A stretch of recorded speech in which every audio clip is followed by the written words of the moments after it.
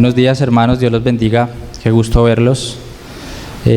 Cuando arrancamos el culto dimos el espacio para que nos saludáramos con nuestros hermanos, pero quiero otra vez dar el espacio porque no había llegado mucha gente aún, entonces quiero invitarlo para que salude a la persona que está a su lado, la que está detrás suyo, la que está adelante, dele la bienvenida.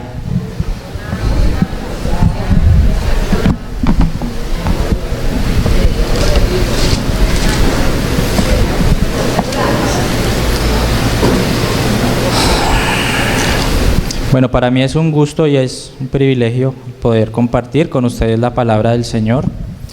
Hemos estado muy animados como iglesia, como equipo ministerial, porque hay algo que está pasando, en Eclesia y ahorita venía a mi memoria la última vez que nuestro hermano Jorge predicó, que hoy ya está en la presencia del Señor. Él habló de un nuevo comienzo para Eclesia. Hay nuevos comienzos y yo creo que todo esto que está pasando hace parte de ese nuevo comienzo.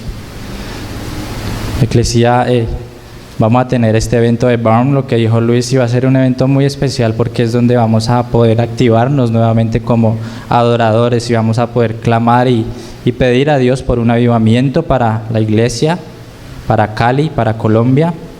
Así que todo este tipo de eventos me motiva, me llena de mucha esperanza, de mucho gozo, de mucha fe, confiando en que el Señor tiene sus ojos puestos sobre Eclesia. Así que los animo para que nos puedan acompañar. Va a ser un tiempo muy especial, va a ser muy especial. Yo sé que sí, que el Señor se va a glorificar. Ahora esta actividad del sancocho también me motiva mucho y eso nos lleva a vivir como pueblo de Dios, ¿no?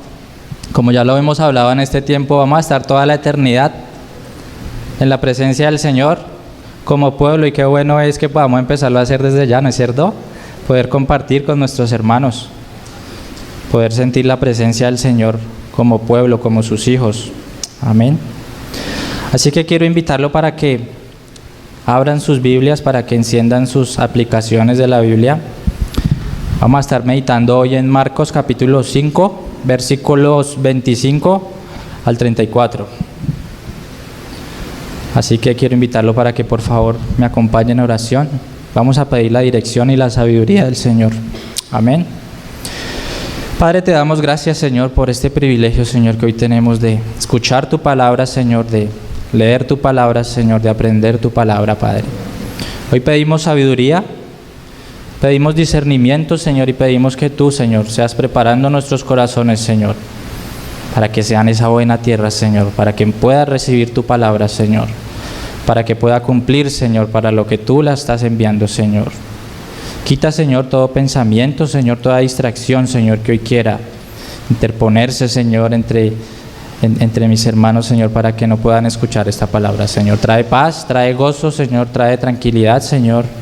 Pido, Señor, por mis emociones, por mis miedos, por mis ansiedades, Señor. Hoy clamo a ti, Señor, creyendo en que te glorificarás, Señor, en nuestras debilidades y en que tu palabra, Señor, hoy podrá, Señor, llegar a nuestros corazones y ser viva y ser eficaz, y que podamos no solamente escucharla, sino también, Señor, vivirla.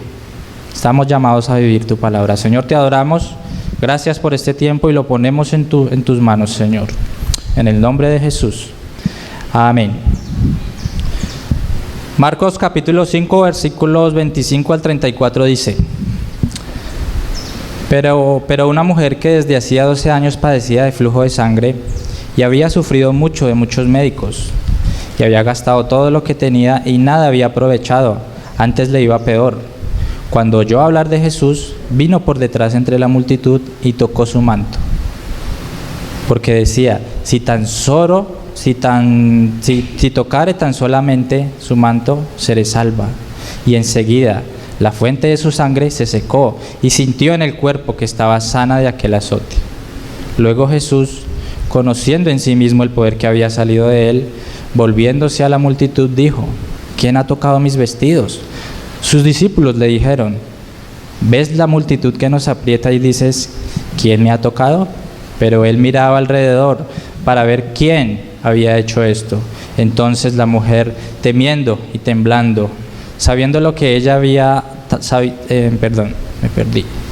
Pero la mujer, temiendo y temblando, sabiendo lo que en ella había sido hecho, vino y se postró delante de él y le dijo toda la verdad. Y él le dijo: hija, tu fe te ha hecho salva, ve en paz y queda sana de tu azote. Quisiera que empezáramos en la parte final de este versículo, de este pasaje, en el versículo 34, con esta frase: hija, tu fe te ha hecho salva. Hay otra versión que dice: hija, tu fe te ha sanado. Yo por lo general soy un hombre que tiene muchas preguntas y todo lo pregunto. Pregunto por todo, por lo que no sé, todo lo estoy preguntando. Eso fue algo que una persona me enseñó desde muy pequeño: es, si usted no sabe, pregunte. Y entonces, leyendo este versículo, pues se generó una duda en mí y me hice la pregunta: ¿cuál es la fe que es sana y cómo funciona? ¿Acaso hay una fe que trae salvación y otra que sana? ¿Hay una fe que trae salvación y hay otra que hace milagros? Yo me hacía esa pregunta. Yo creo que Dios debe estar cansado ya de tantas preguntas que le hago, porque yo estoy preguntando por todo. Me gusta ser claro y que Él pueda darme su dirección y mostrarme la verdad en su palabra. Y en su misericordia Él me mostró, y después de mucho tiempo y de estar leyendo la palabra, pude aprender que definitivamente la fe que salva es la misma fe que sana. Por una sola razón: porque esta fe está puesta en Cristo. Cuando nuestra fe no está puesta en Cristo, sino en otras personas o en otras cosas diferentes, esa fe no va a salvar ni va a sanar. Es una fe que no va a dar frutos.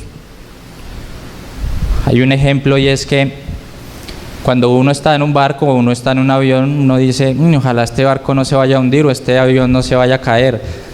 Y a veces creemos y ponemos la fe en el barco porque ojalá el barco no se caiga, pero no quiere decir que esa fe en el barco lo vaya a salvar o que eso vaya a ser así. La única fe que salva, la única fe que sana, la única fe verdadera y real es la fe en Cristo. Entonces tenemos que ser muy sabios en qué estamos depositando nuestra fe, porque la única fe que salva es nuestra fe en Cristo. Y lo que pasa es que a veces, como hombres limitados que somos, tenemos la tendencia a crear definiciones erradas y a pensar que hay métodos, o pensamos que hay reglas, o pensamos en traer las cosas del mundo para desarrollar una fe que pueda lograr todo lo que nosotros necesitamos, según lo que nosotros creemos que está bien para nosotros. Pero cuando pensamos de esta manera, de una u otra manera, estaríamos metiendo a Dios dentro de un molde. Estaríamos creyendo que su voluntad se hace si cumplimos ciertos requisitos, o si hacemos ciertos métodos para que nuestra voluntad se haga en nuestra vida. No para que su voluntad se haga en nuestra vida, sino para que nuestra voluntad se haga en nuestra vida. O sea que, en otras palabras, muchas veces fallamos porque creemos que Él se mueve a nuestra manera y que Él se mueve a nuestra voluntad, pero número uno, Dios es eterno, Dios es infinito. Es imposible que nosotros con nuestra mente limitada podamos calcular su grandeza. Somos limitados en nuestra mente. A Dios no lo podemos meter dentro de un cuadro, dentro de una definición. Él es eterno, Él es indescriptible, Él tiene un amor incalculable. Nuestra mente no tiene la capacidad de lograr comprender. Entonces es un error que tratemos de meter las cosas de Dios, o meter al mismo Dios dentro de un cuadro, dentro de una definición o dentro de unos requisitos, porque Dios no funciona de esa manera. Él es eterno. Ahora, Dios tiene un plan y Él tiene un propósito para cada uno de nosotros. Él nos hizo únicos, y en ese sentido Él tiene una manera diferente de tratar con cada uno. Él trata con Diego León de una manera, Él forma su carácter en mí de una manera, pero también trata el carácter de mi hermano Andrés de una manera, de mi hermano Giancarlo. Todos somos únicos y todos diferentes, y todos tenemos un trato diferente. Qué privilegio es, ¿no es cierto? Saber que Dios está ahí con nosotros, formándonos a cada uno a su manera, a su voluntad. Entonces somos únicos y recibimos un trato único. Pasamos por diferentes situaciones y en esas diferentes situaciones Dios trata con nosotros diferente. No es lo mismo siempre, sino para cada situación hay un trato diferente. Para cada situación hay una palabra diferente de parte de Dios para nosotros. Y su perfecta y su voluntad y su agradable voluntad para nosotros se va a cumplir y Él nos está formando, y es de lo que hemos estado hablando en este tiempo, ¿no? De que Él está formando nuestro carácter y que al final vamos a llegar a la estatura y a la medida de Cristo y a reflejar a Cristo. Amén. Entonces quiero que veamos, siempre me gusta ver lo que no es para que después podamos ver lo que realmente es. Entonces quiero que veamos lo que no es y de pronto formas en las que podemos llegar a equivocarnos en este día a día, en pensar de que la fe funciona de una manera metódica o de procesos. Entonces, antes de esto quiero que partamos de una realidad. Nosotros los cristianos tenemos una forma diferente de vivir la vida. ¿Por qué creen que nosotros vivimos de una manera diferente? Porque como dice la Escritura, porque por fe andamos y no por vista. ¿Qué quiere decir? Que nosotros vivimos por fe. Todo lo que hacemos es por fe. Esa fe es la que nos mueve. La fe es la que nos motiva a andar, a caminar, a hablar, a todo lo que hacemos, pero es la fe en Cristo. Entonces, la fe es activa y debemos entender que nosotros debemos tener una fe activa. Nos movemos por fe porque, como les digo, vivimos, no es una fe pasiva que está quieta, sino nos movemos por fe. Entonces quiero darles un ejemplo de cómo es una fe activa y cómo la ve Jesús. Y no sé si ustedes recuerdan ese pasaje del hombre paralítico que lo llevan sus amigos y que pasa por el techo de la casa porque no podían llegar hasta donde Jesús. Entonces los amigos toman la decisión de bajarlo por el techo. ¿La recuerdan? Yo creo que en algún momento todos la hemos escuchado. Y cuando pasa este suceso, Jesús dice, al ver Jesús la fe de ellos, dijo al paralítico: hijo, tus pecados te son perdonados. Mire esta palabra tan clave, y es al ver. Jesús ve nuestra fe. Y la idea es que nosotros, como sus hijos, como cristianos, como sus seguidores, es que nos movamos en fe, pero no a la fe del mundo, sino a buscarlo a Él. Por eso digo que la fe en Cristo, en buscar su voluntad, en buscar su palabra, es esa fe activa la que puede llegar a hacer grandes cosas en nuestra vida y en nuestras situaciones. O también la podemos ver en el caso de la mujer de flujo de sangre. Ellos creyeron en Jesús y se movieron hacia Jesús y se sanaron. Porque es una fe activa. Ahora, hay una fe, y también la podemos ver en la Escritura, y es cuando Jesús estaba en Nazaret, y la palabra dice que no pudo hacer milagros. Y no porque Él no haya tenido el poder de hacerlo, sino porque no creyeron. Ellos creían en un Mesías, pero no creían en Jesús como Mesías, entonces tenían una fe pasiva. No se movieron hacia Cristo y por eso no hubieron sanidades, porque no hubo la necesidad de que Jesús sanara, porque no se acercaron a Él, porque no creían. A Él lo veían como el hijo del carpintero. Entonces qué bueno es que podamos ver esos dos ejemplos, ¿no? Una fe activa que se mueve hacia Cristo y una fe pasiva, en donde no pasa nada. Porque sin Cristo no hay nada. Por eso digo, nosotros vivimos por fe y esa fe es en Cristo. Entonces quiero empezar a mencionar cada uno de los errores que probablemente algunos por el día a día pasamos y los cometemos, pero pues la idea es que todos podamos aprender. Amén. Aquí estamos todos es para que podamos aprender y para que podamos poner por práctica. Entonces, la fe no funciona por fórmulas ni por métodos. Uno de los errores que cometemos es que creemos que la fe es una fórmula. Entonces creemos, si yo oro, si yo ayuno, si leo este versículo, si voy allá, si me baño tal, si me pongo tal ropa, entonces yo sé que Dios me va a sanar. Y muchas veces caemos en ese error. No tenemos que cumplir con ciertos pasos para tener una fe verdadera y para creer que Dios va a actuar en nuestra vida. La fe no funciona como una fórmula. Otro error también que pude aprender es que la fe activa no se trata de reclamar un versículo. Y quiero que veamos esto con un ejemplo, y está en Juan 15:7. Juan 15:7 es un versículo que todos lo hemos escuchado, pero de pronto no lo hemos escuchado completo y lo vamos a leer. Evangelio de Juan, capítulo 15, versículo 7 dice, versión Reina Valera: si permanecéis en mí y mis palabras permanecen en vosotros, pedid todo lo que queréis y os será hecho.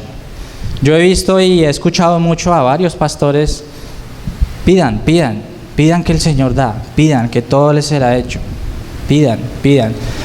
Pero muy pocas veces he escuchado o he visto que se diga el versículo completo, y es que aquí hay una condición, y es que si permanecen en mí y en mis palabras, y mis palabras permanecen en vosotros. Esta es una condición. Entonces, si estamos en Él y sus palabras están en nosotros, entonces vamos a tener la posibilidad y la capacidad de pedir lo que queramos y os será hecho, porque estamos caminando en una relación con Él y en su voluntad. Amén. Entonces, la fe activa no se trata de reclamar un versículo. Otra que tengo es: la fe activa no es solo decir palabras positivas.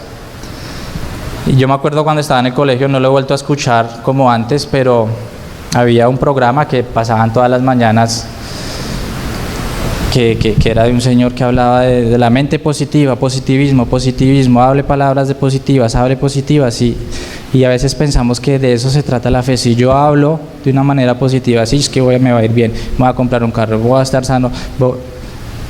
No se trata de eso. La fe no es de decir palabras positivas.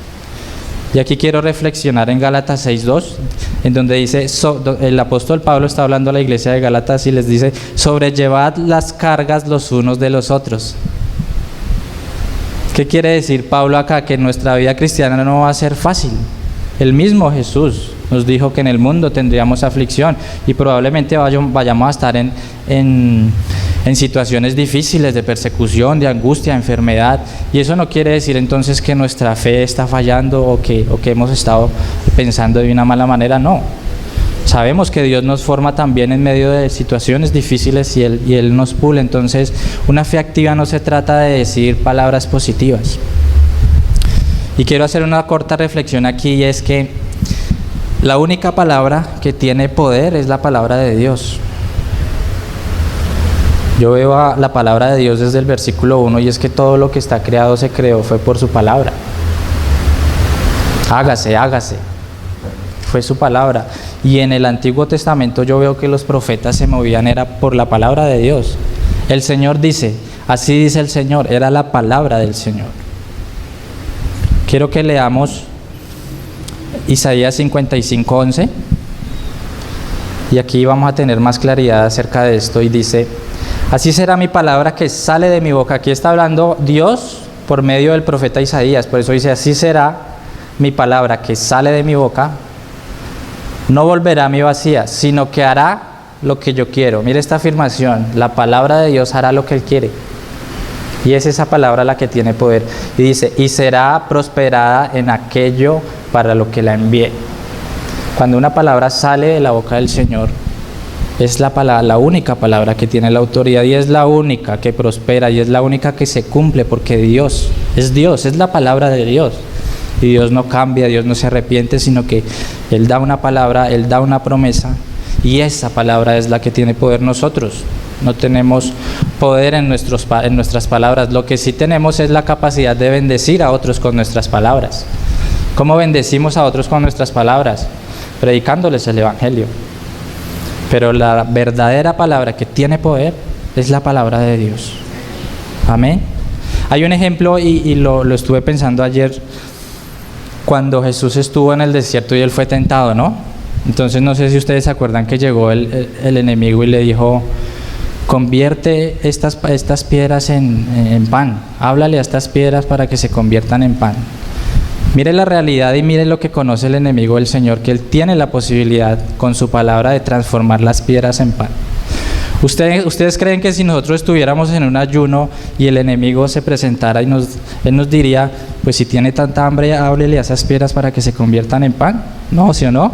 Porque Él sabe que nuestras palabras, y nosotros no tenemos ese poder, el único que tiene el poder de transformar y la única palabra que tiene realmente poder es la palabra de Dios. Amén. Entonces la fe no se trata de hablar solamente palabras positivas. Otro error que también pude descubrir es que la fe no es para obtener lo que nosotros queremos.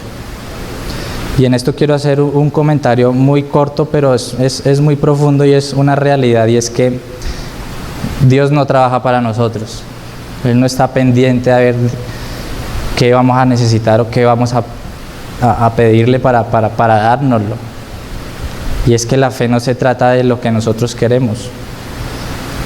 No se trata de tener una fe en nuestra fe. La fe debe estar puesta siempre en Dios mismo, y es que a veces caemos en el error de lo que estamos hablando, ¿no? De meter en fórmulas, en métodos, y nos olvidamos de que realmente Dios es soberano y que realmente Dios es el único que tiene el poder de cambiar situaciones, de guiarnos, de enseñarnos, de hablarnos. Entonces, yo siento una pasión y un amor por la palabra, y es que cuando yo tengo dudas, el Señor me las aclara por medio de su palabra. Entonces, me da mucha alegría saber que todo lo que necesitamos, todo lo que debemos saber está en su palabra. Todo. Entonces, me gusta mucho porque la definición de fe pues está muy clara en la Escritura y está en Hebreos, y yo creo que todos la conocemos. El tema es que cuando debemos buscar con una actitud correcta y debemos buscar de la manera correcta las respuestas del Señor para nuestras vidas. Entonces, en Hebreos está muy clara la definición de fe, y creo que todos ya la hemos escuchado, pero la voy a leer, y es pues la fe, la certeza de lo que se espera y la convicción de lo que no se ve. Yo podría decir que aquí estamos viendo la teoría, pero hoy quisiera que viéramos la práctica. ¿Cómo es esa práctica? ¿Cómo es esa fe práctica? ¿Cómo es esa fe que se mueve hacia Cristo?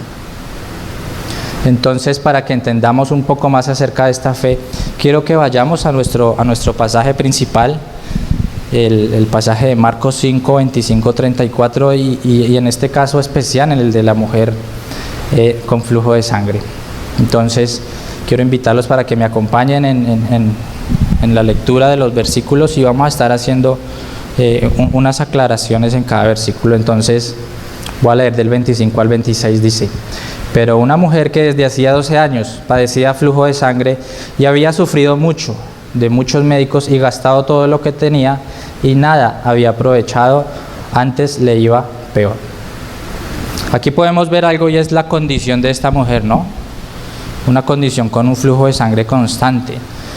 He tenido la posibilidad y conocí a una señora, todavía vive, a una señora que ella sufría mucho con este tema del flujo de sangre, y cuando ella tenía su regla, eso prácticamente que tiraba a matarla, porque ella tenía un flujo de sangre muy fuerte y ella vivía prácticamente anemiada. A pesar de que era una regla mensual, pero cuando a ella le llegaba muy fuerte y era anemiada. Y lo más terrible de la situación de esta señora es que ella tenía como 6 hijos. Entonces era una mujer débil que no podía criar a sus hijos, y yo podía ver a la condición de salud de la mujer que nos está narrando aquí la palabra. Yo podía ver la condición de ella porque la viví.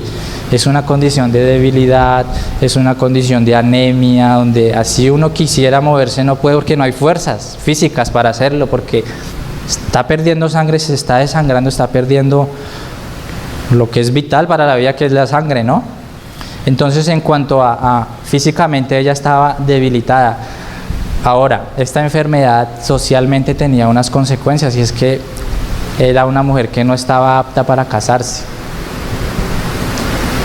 Otra consecuencia que tenía esta enfermedad en la sociedad era que ella estaba apartada de todo la vida religiosa en ese tiempo. Ella era considerada una mujer impura. Por lo tanto, era descalificada hasta para entrar en el templo. Yo me vi una serie en Netflix que se llama Poco Ortodoxa y muestran como la vida de los judíos ortodoxos y es una niña que se casa, tendrá que 16 años máximo. Entonces cuando ella se casa hay mujeres que la rodean y le dicen: usted se va a casar, entonces esto va a pasar esto. Pero una de las cosas que a mí me causó mucha curiosidad es que en la habitación principal habían 2 camas. Y entonces, ¿para qué son las camas? Lo que pasa es que cuando la mujer tiene la regla, ella tiene que dormir aparte y el hombre aparte, porque era considerada que ella estaba impura. Entonces, qué terrible eso, ¿no? Y ver que en este tiempo esta condición causaba rechazo, ¿no? O sea, aparte de lo que uno vive físicamente, es el rechazo de la gente, ¿no? Qué terrible. Entonces, yo diría que esta mujer, no lo dice la escritura, pero yo creo, porque los hechos hablan por sí mismos, y es que yo creo que ella pudo haber estado viviendo en una situación de mendicidad, porque lo poco que tenía todo lo había gastado. No podía trabajar, no podía entrar al templo, no se podía casar. Era una situación bastante difícil la de esta señora. Vamos al versículo 27. Cuando oyó hablar de Jesús, vino por detrás entre la multitud y tocó su manto. Y aquí quisiera resaltar la primera, es que no quiero decir norma ni principio, sino la primera característica de una fe activa, y es que una verdadera fe se aventura o se mueve a pesar de que no puede ver. Esta mujer, como lo narra la escritura, oyó hablar. No dice ella vio a Jesús, sino ella oyó a hablar de Jesús. Ella creyó. Ellos tenían la esperanza en ese tiempo de la llegada del Mesías.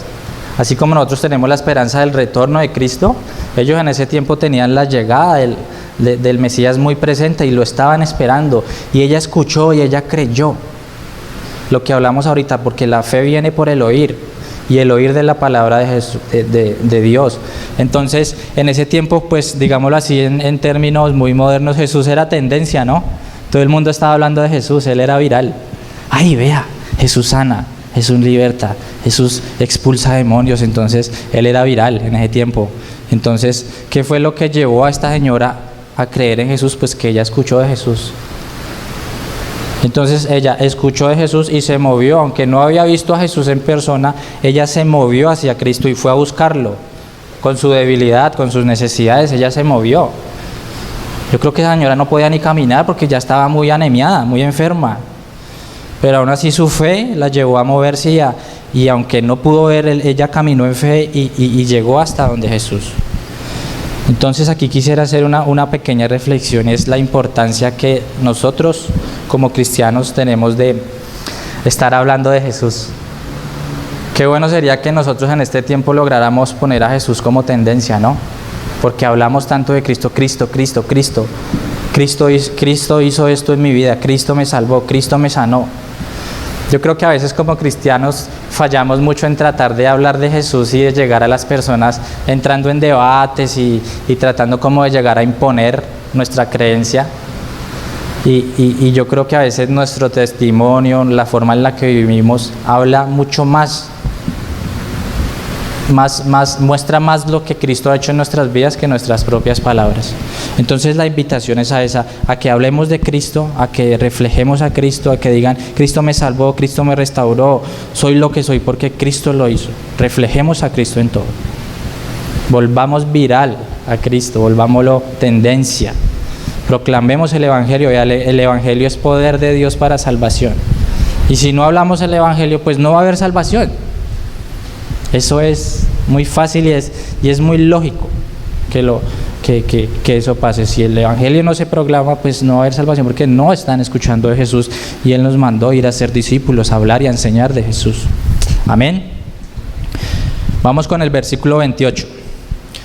Porque decía: si tocare tan solamente su manto, seré salva.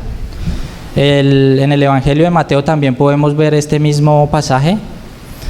Pero Mateo él da un detalle más y dice: se le acercó por detrás y tocó el borde de su manto, porque decía que si tocare tan solamente su manto será salva o será sana. Y quiero que acá en esta parte, quiero invitarlos a que me acompañen porque aquí está el mensaje central de la enseñanza y necesitamos lograr entender esta frase de el borde de su manto. Entonces, dígale a la persona que está a su lado, ojo con lo que va a escuchar. Pare el oído, bueno. El borde de su manto. ¿Qué llevó a esta mujer el pensar en que tocar el borde del manto de Jesús la iba a sanar? Y aquí hay otra idea, otro principio, digámoslo así, otra realidad, y es que la verdadera fe se aferra a Dios y a sus promesas. Y vamos a verlo por qué. Esta expresión del borde de su manto, tiene un trasfondo. Y vamos a necesitar de 3 versículos para poderla entender. Pero mire lo interesante, y es que cada versículo se escribió en diferentes etapas de la humanidad o del pueblo de Israel. Y esto es lo que a mí me da como alegría y me llena de gozo y me confirma, porque es que la palabra lleva un solo mensaje. Fueron muchos escritores, pero con un hilo conductor, un solo mensaje.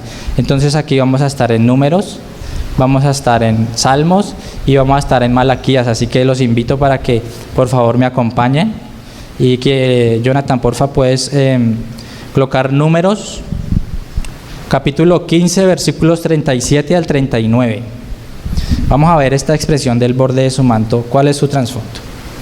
Dice: y Jehová habló a Moisés diciendo, habla a los hijos de Israel y diles que se hagan franjas en los bordes de sus vestidos, por sus generaciones, y pongan en cada franja de los bordes un cordón azul, y os servirá de franja para que cuando lo veáis os acordéis de todos los mandamientos de Jehová, para ponerlos por obra.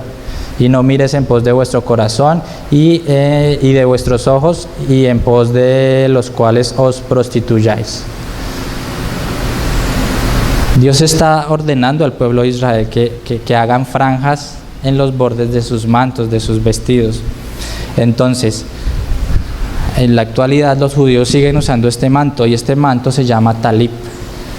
Jonathan, ¿tienes la imagen para que podamos ver de lo que estoy hablando y para que podamos entrar en contexto? Este es el talip. Entonces, ahora a esta prenda se le conoce como talit, y es el manto de oración que usan los judíos en las ceremonias religiosas. El término talib significa cualquier sábana o manto, incluyendo el que se usaba para las oraciones, porque tenía flecos en las extremidades o pezuelos, creo que ahí se ven, en cumplimiento de la ley bíblica, destinadas a recordar al pueblo de Israel los mandamientos divinos. O sea que cada fleco que se veía ahí les recordaba a ellos la ley de Dios. ¿Listos hasta ahí? ¿Entendemos? ¿Estamos claros hasta ahí? Que Dios ordenó al pueblo de Israel hacer vestidos con franjas en sus bordes. Ahora vamos a leerlo de esta manera. No le estoy cambiando el sentido a la palabra, sino que quiero que veamos una realidad, y es que vean, donde dice borde, esa palabra borde en hebreo dice kanap, que también se traduce como esquina o como alas. Por lo tanto, a las alas o a los bordes de este manto también se les llama alas, a las esquinas, a los bordes también se les llama alas. Esquina, borde y alas es lo mismo. Así que quiero que leamos ahora el versículo 38, teniendo claro lo que acabamos de aprender. Vea, habla a los hijos de Israel y diles que se hagan franjas en las alas de sus vestidos. ¿Estamos todos claros hasta ahí? ¿Sí? Claros, listo. Vamos a Salmos 91, versículo 4. Salmos 91, versículo 4. Dice: con sus plumas te cubrirá, y debajo de sus alas estarás seguro. Escudo y adarga es su verdad. Esta es una de las razones por las que hasta hoy en día los judíos usan este manto. Porque cuando ellos usan este manto, esto representa primero que están bajo la ley de Dios, ¿no? Cada flequito representa la ley del Señor. Y segundo, porque están bajo su protección, y vea lo que dice la Escritura: con sus plumas te cubrirá y debajo de sus alas estarás seguro. Escudo y adarga es su verdad. Entonces, bajo sus alas hay protección, hay salvación, es un escudo. Ahora, ¿claros hasta ahí? ¿Estamos entendiendo? Ahora vamos a ver Malaquías. ¿Qué dice Malaquías? Malaquías 4, del 1 al 2. Voy a leer el 1 también para que podamos entrar en contexto, para entrar al segundo, que es donde quiero que podamos aprender esta verdad que el Señor me mostró y que les quiero compartir a ustedes. Porque aquí viene el día ardiente como un horno, y todos los soberbios y todos los que hacen maldad serán estopa. Aquel día vendrá, los abrazará, ha dicho Jehová de los ejércitos, y no les dejará ni nariz ni rama. Vamos al verso 2. Mas a vosotros, los que teméis. Entonces, en el primer versículo estamos viendo que está hablando a los soberbios y cuál va a ser su final. Aquí ya está hablando a los que temen. Entonces vamos a leer otra vez. Mas a vosotros, los que temen mi nombre, nacerá el sol de justicia. Y aquí quiero hacer un paréntesis, porque esta expresión sol de justicia es un título mesiánico. Así como escuchamos la raíz de Isaí, así como escuchamos el hijo de David, así como escuchamos o leemos la estrella brillante de la mañana, este es un título que se le da al Mesías. O sea, ¿qué quiere decir? Que este segundo versículo, este versículo de Malaquías 4:2, es un versículo que habla del Mesías, es un versículo mesiánico. Entonces vamos a retomarlo.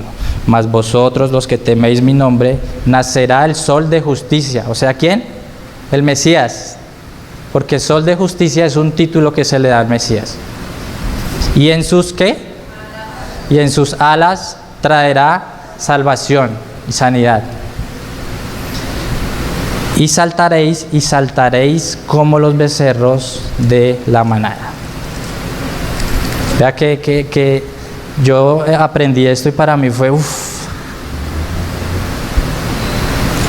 O sea que esta profecía mesiánica decía que el Mesías sanaría y que aún los poderes de sanidad estarían en las esquinas, en los bordes o en las alas de su manto.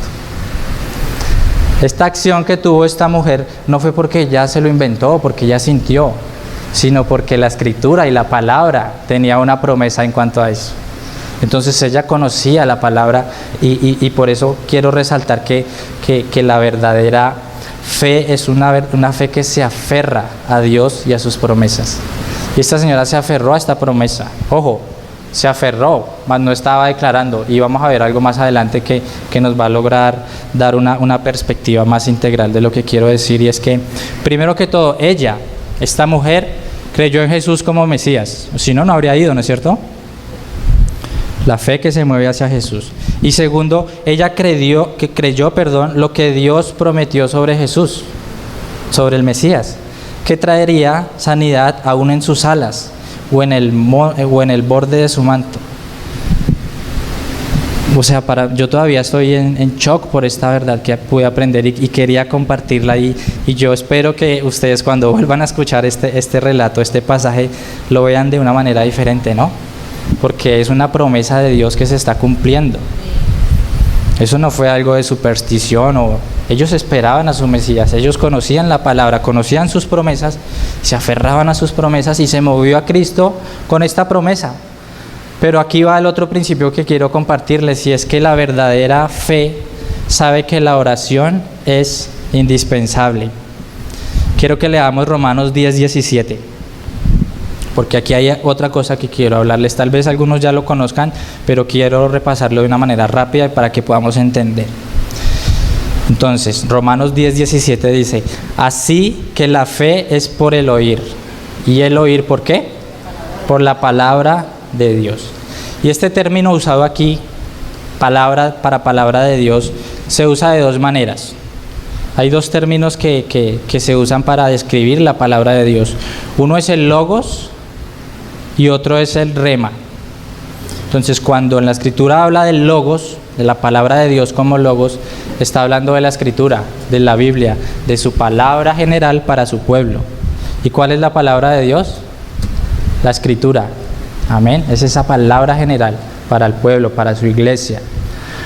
Pero cuando cuando la traducción es rema, también es una palabra de Dios, pero esta palabra rema es una palabra personal de Dios. Es lo que Dios está hablando a nuestra vida. Entonces probablemente ahorita vamos a leer un versículo y yo lo estoy leyendo de una manera general, pero a su vida puede llegar de una manera personal porque está llegando directamente de Dios a su corazón. Entonces esa palabra, ese logos, se vuelve un rema. Amén. Entonces ahora volvamos a la mujer, al ejemplo de la mujer con flujo de sangre y vemos que, número uno, esa promesa mesiánica de sanidad, porque era una promesa de Dios y estaba en su palabra, en el logos, se hizo rema en la vida de esta mujer. ¿Sí me entienden a lo que quiero, a lo que voy a llegar? La promesa, y la acabamos de leer, está en Malaquías, es el logos y es para todo el pueblo. Pero esta promesa en especial, esta palabra se hizo rema en el corazón de esta mujer. Y ella creyó. Y ella creyó y se movió y tocó las alas, el borde de su manto.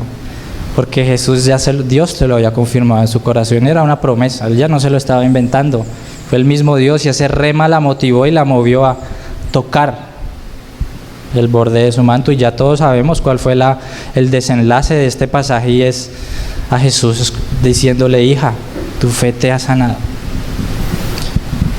Hija, tu fe te ha sanado. Entonces yo creo que Dios sigue hablando hoy a su pueblo, y que la única manera de que podamos escuchar la voz de Dios, número uno, es por medio de la oración. Y número dos, es por medio de la lectura de su palabra. No pueden estar separadas, tienen que estar siempre unidas, oración y lectura de la palabra. ¿Por qué? Porque su palabra, su logos, está ahí. Pero en este logos también hay un rema para nosotros. Entonces, si nosotros desconocemos su palabra, ¿cómo vamos a saber cuáles son las promesas que Él tiene para nosotros? Cuando no leemos la Biblia, desconocemos, no sabemos, no conocemos a Dios si no leemos la Escritura. Él refleja su carácter, Él refleja lo que es su palabra. Entonces, la lectura de la palabra es importante. Y ahora, segundo, si no oramos, ¿cómo vamos a poder escuchar la voz de Dios? ¿Cómo vamos a escuchar ese rema en nuestros corazones? Digo que entre más hablamos con Dios en oración, más vamos agudizando nuestro oído y más lo vamos entrenando para escuchar la voz de Dios. Porque en el mundo hay muchas voces y hay mucho ruido, y el enemigo habla y está mostrando, y el internet y el Facebook y el celular y el televisor y el mundial y pandemia y muchas cosas se mueven que intentan que no podamos escuchar la voz de Dios. Pero la única manera en la que podemos lograr identificar esa voz de Dios ahí en el susurro es hablando, es entrenándonos, es escuchando a Dios, es orando, mis hermanos. Aquí el tema es de oración. El tema es de oración porque Dios habla por medio de la oración, por medio de su palabra, y lo acabamos de ver. Hay muchas promesas. Tal vez haya una promesa para ti, pero si tú no la conoces, es muy difícil. Y no es en nuestras palabras que se van a cumplir, es porque es la palabra de Dios. Entonces, hermanos, lectura de la palabra y oración. Entrenemos nuestros oídos, metámonos con Jesús. Hablemos lo que decía Luis la vez pasada. Oremos, pero es que es hablando con Dios. Y cuando uno habla, pero también ¿qué? Escucha. Entonces, Él tiene una palabra rema para nosotros.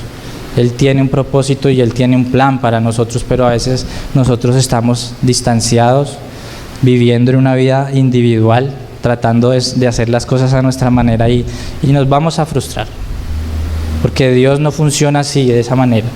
Él no es de métodos ni de fórmulas, es sencillo, es relación. Entonces, Él es el único que puede sacarte de la situación difícil en la que estés. Solo tienes que creer que Jesús es suficiente. Jesús es tu Salvador. Él es suficiente. No hay nada más. No necesitamos traer nada más. En esta semana estuve hablando con una pastora, o escuché a una pastora más bien, y decía: es que a veces fallamos como cristianos tratando de traer cosas del mundo al Evangelio, ¿no? Y nos olvidamos de que Jesús es suficiente, de que su Evangelio es poder de Dios. Entonces, Él tiene la capacidad y Él es suficiente para salvarte, para sanarte, para sacarte del fondo en el que te encuentras. Y para Él no hay nada imposible. Para Él no hay nada imposible, así que en esta mañana, hermanos, yo quiero invitarlos para que, número uno, le entregue su vida a Cristo. Ríndase al señorío de Cristo. Viva bajo su señorío. Pero lo más importante es viva una relación personal con Él. No lo tenga ahí como el cuadro de la sala que a veces uno ya no lo ve porque Él siempre está ahí. Jesús quiere cambiar y Él transforma y tiene esa capacidad, pero usted tiene que ser lo que hablábamos la semana pasada, se me olvida la palabra usted tiene que dar un paso adelante, tiene que ser intencional con Dios, con Jesús en su vida, dejarlo que Él obre. Así que muchas veces nos sentimos y creemos que Dios no nos escucha porque oramos y no sentimos que Dios dé respuesta a nuestras oraciones, ¿no es cierto? Entonces de pronto decimos, ¿será que es que no tengo fe o será que en que estoy fallando? Y la palabra es clara, y es que muchas veces el Señor dice, pedís y no recibís porque pedís mal, porque pedimos para gastar en nuestros deleites. Tal vez lo que estamos pidiendo no hace parte de la voluntad de Dios para nuestras vidas. Entonces mire lo importante que es estar en relación. Cuando estamos en una relación con el Señor, una relación estrecha, cuando permanecemos en Él, y lo predicó Luis hace 8 días, cuando permanecemos en Él, vamos a vivir una vida conforme a su voluntad y vamos a saber cómo pedir. ¿No es cierto? Porque conocemos la voluntad de Dios para nuestras vidas y sabemos que vamos a pedir. Entonces vamos a recibir respuesta del Señor, se abrirán puertas que nadie puede cerrar, recibiremos la palabra rema del Señor en nuestros corazones y sus promesas se cumplirán en nuestra vida. Tal como le pasó a esta mujer del flujo de sangre. Ella se aferró a su promesa, fue una palabra rema en su corazón y recibió la voluntad de Dios y era que fuera salva, que fuera sana. Entonces, mis hermanos, quiero ya terminar con esto e invitar a Richard y al grupo de la alabanza para que por favor me acompañen. Y es que el Señor quiere que vivamos una fe. Él quiere que vivamos en fe. Pero Él quiere que vivamos una fe bíblica, una fe como la que Él quiere. Una fe que se aventura o que se mueve a pesar de que no puede ver. Una fe que se aferra a Dios y a sus promesas. Y una fe que sabe que la oración es indispensable. Y una fe que se somete en obediencia a la voluntad de Dios. Hay tres cosas que son inseparables y quiero que usted se vaya con esto hoy en su mente, y es que la fe, la oración y la obediencia no se pueden separar. Porque si usted ora y no tiene fe, pues no va a pasar nada, ¿no es cierto? Y si usted tiene fe y no ora, pues no va a saber qué está hablando el Señor a su vida. Y si el Señor le está hablando y si usted no es obediente, pues no va a estar la voluntad de Dios en nuestras vidas. Vamos a ser seres independientes. Así que vayámonos con esto en nuestro corazón, y es que la fe, la oración y la obediencia están inseparablemente vinculadas. Amén. Así que yo creo que el Señor hoy trae una palabra, un logos en esta mañana para su iglesia. Y yo sé que este logos, esta palabra se puede convertir en un rema, en una palabra personal para alguien. No sé, porque cuando yo estaba haciendo el mensaje tenía una palabra y dije, la tengo que decir, porque es palabra de Dios y probablemente alguien necesita escucharla. Y no olvidemos que cuando la palabra sale de la boca de Dios, ella cumple con el propósito para lo que la envió. Amén. Su palabra nunca vuelve vacía. Y hay una palabra que quiero en la que usted reflexione, y la puedo decir con libertad y con tranquilidad porque es la palabra del Señor. Es Dios hablando a través de la Escritura, es Dios hablando a través de Cristo, y es: yo soy el buen pastor. El buen pastor, su vida da por las ovejas. Yo soy el buen pastor y conozco a mis ovejas, y las mías me conocen. Mis ovejas oyen mi voz, y yo las conozco y me siguen, y yo les doy vida eterna, y no perecerán jamás. Y nadie, escuche bien, nadie las arrebatará de mi mano. Yo quiero invitarlo para que se ponga de pie. Vamos a orar. Y yo creo que el Señor sigue hablando hoy. Yo creo que Él sigue guiando a su rebaño. Somos sus ovejas. Él es el buen pastor. Vamos a clamar a Él para que Él hable a nuestra vida, para que nos muestre cuál es su voluntad, para que nos diga su palabra, esa palabra que nos lleve a movernos aún más y aferrarnos hacia Él. Esa palabra que nos pueda sacar de la situación difícil en la que estemos. Hay un testimonio, y siempre lo he dado, ya es como la cuarta o la quinta vez que lo doy, es que yo estoy aquí por una palabra rema del Señor a mi vida. Como todos ustedes saben, yo soy de Bogotá. Yo tenía mi vida en Bogotá, tengo mi familia en Bogotá. Y el Señor una vez habló a mi vida. Estábamos en una situación bastante difícil con mi esposa, pero teníamos lo más importante, y era que estábamos buscando del Señor. Y entonces en esas oraciones el Señor habló a mi vida y me dijo: busca el reino de Dios y su justicia. Y por estar en esa búsqueda del reino de Dios y su justicia es porque estoy acá. El Señor me trajo a Cali. No me importa la añadidura, no me importa. El Señor ha sido fiel. Hemos tenido necesidades, dificultades, pero el Señor ha sido fiel y Él se ha glorificado. Entonces mire lo que hubiera pasado si yo no hubiera hecho caso a esa palabra rema de Dios en mi vida. El Señor se glorifica y aquí estoy, buscando el reino de Dios y su justicia. No digo el resto, porque no lo quiero decir, porque ya todos lo sabemos. Yo quiero centrarme en esto: buscar el reino de Dios y su justicia. Vamos a orar. Señor Jesús, te damos gracias, Señor, por tu fidelidad, Padre, por tu amor, por tu misericordia, Señor, por tu gracia, Señor, por ese amor inagotable, Señor, que tienes con nosotros, Padre. Padre, hoy entregamos nuestra vida a ti, Señor, y creemos que tú eres nuestro Salvador. Creemos, Señor, que tú eres Rey de Reyes y Señor de Señores. Y hoy entregamos, Señor, nuestra vida a ti, Señor. Sabemos, Padre, que tú eres soberano, que tú estás sobre todo, Señor.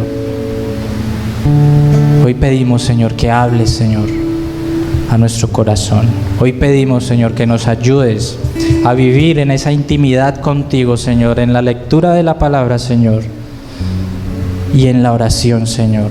Háblanos, Señor, a nuestra vida por medio de tu palabra, Señor. Trae una palabra rema, Señor. Tú conoces nuestra necesidad. Tú sabes, Señor, de lo que necesitamos aún mucho antes de que esa palabra salga de nuestra boca. Tú ya lo conoces, Señor. Guíanos, Señor. Tú eres nuestro buen pastor. Tú nos sostienes, Señor. Tú nos hablas, Señor. Señor, tú nos conoces, Señor, de una manera personal y nos tratas de una manera personal, Señor.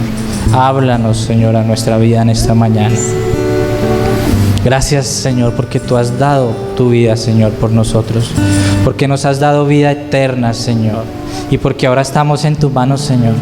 Y porque nada ni nadie nos arrebatará de tus manos, Señor. Porque viviremos una eternidad contigo, Señor. Pero en el mientras tanto, Señor, te pedimos que nos guíes, que nos hables, que nos instruyas. Perdónanos, Señor, por querer ser a veces independientes, por querer vivir de una manera automática, Señor.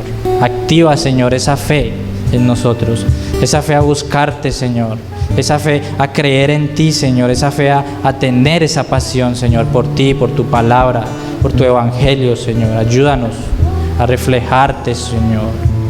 Te adoramos, Señor, te exaltamos, Padre. Quiero levantar mis manos. Aleluya, Señor, te entregamos, Señor, todo lo que somos. Levantamos, Señor, nuestras manos en acción de alabanza y de acción de gracias, Señor, a ti. Ofrecemos nuestra vida, Señor, a ti. Gracias, Jesús, por salvarnos. En santidad y amor,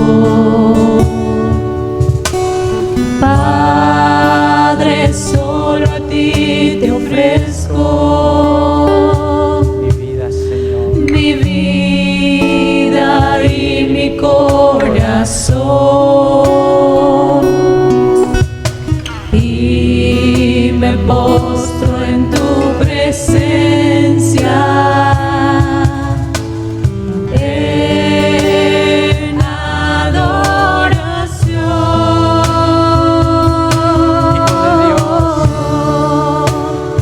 Hijo de Dios.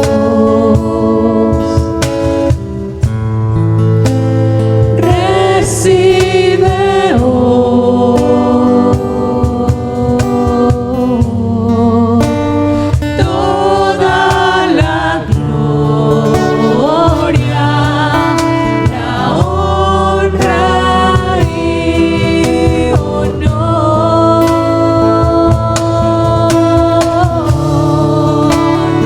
Hijo de Dios.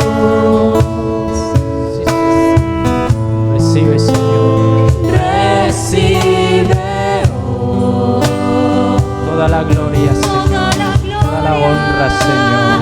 toda la gloria, la honra y honor.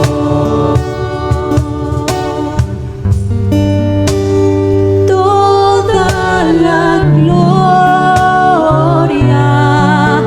la honra y honor. Así es, Señor, recibe toda la gloria, recibe toda la exaltación, porque tú eres nuestro Salvador, tú eres nuestro Mesías, tú eres el Cordero de Dios.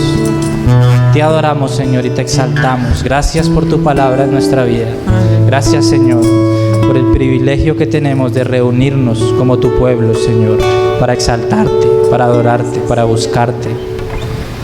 Te adoramos, Señor, y te pido, Señor, que la gracia del Señor Jesucristo y que el amor de Dios y la comunión del Espíritu Santo sean, Señor, con todos nosotros, con tu iglesia, con tu pueblo, Señor. Gracias, Señor, te adoramos, te bendecimos, Señor. Ayúdanos, Señor, a reflejar tu amor en nuestras vidas. Cristo, Cristo, Cristo, Cristo. Hablamos de Cristo, vivimos por Cristo, todo lo hacemos para Cristo. En el nombre de Cristo Jesús. Amén. Dele un aplauso al Señor.